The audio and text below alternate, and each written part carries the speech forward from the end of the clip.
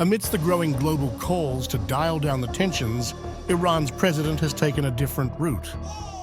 Iran's President Ebrahim Raisi has warned Israel that even the tiniest invasion would bring a massive and harsh response.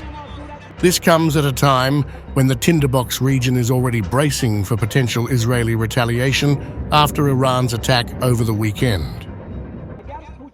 If the tiniest invasion is made by the Zionist regime against our homeland or our interests, they, Israelis, must be certain that they will face a very massive and harsh response. Operation True Promise was a limited move, not an extensive and comprehensive one.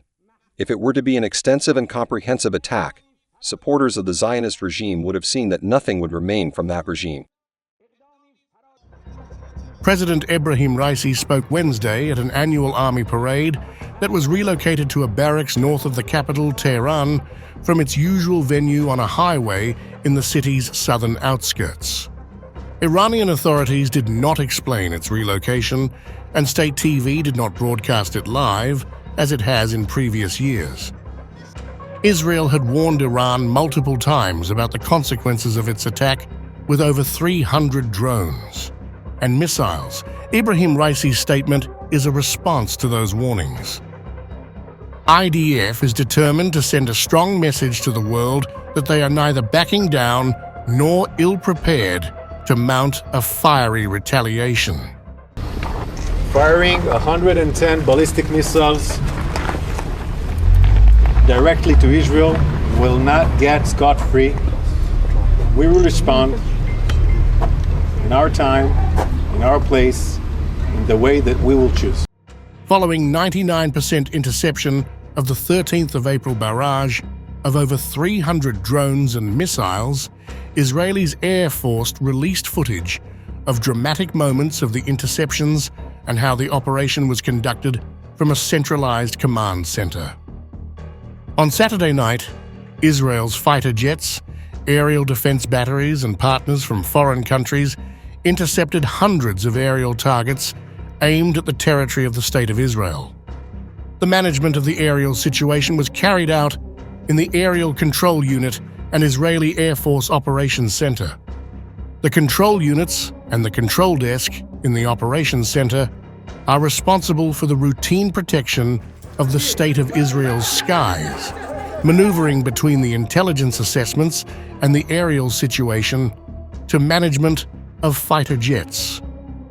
During those 12 dramatic hours, the control unit and the control desk personnel worked at full capacity, sent dozens of aircraft on challenging interception missions, managed the launch of dozens of missile interceptors, distributed warnings to the public, and controlled the aerial situation to ensure maximum protection of the State of Israel's skies.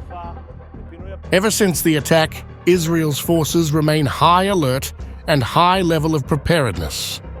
In the wake of an upcoming requirement to be active in the battlefield, IDF's Northern Command conducted a series of field exercises and cyberspace exercises.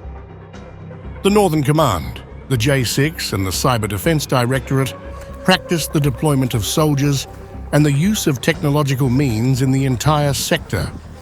The exercise simulated combat in the digital arena.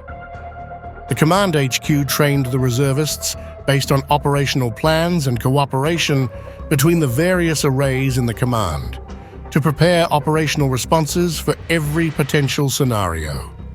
In another exercise, the 210th Division trained on a variety of scenarios involving the Lebanese and Syrian arenas simultaneously.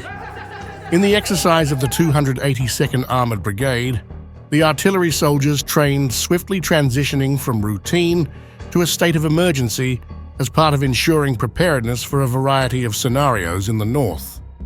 In the Alpinist Unit's exercise, the unit's reservists practiced their operational mission while preparing for complex combat in a built-up area.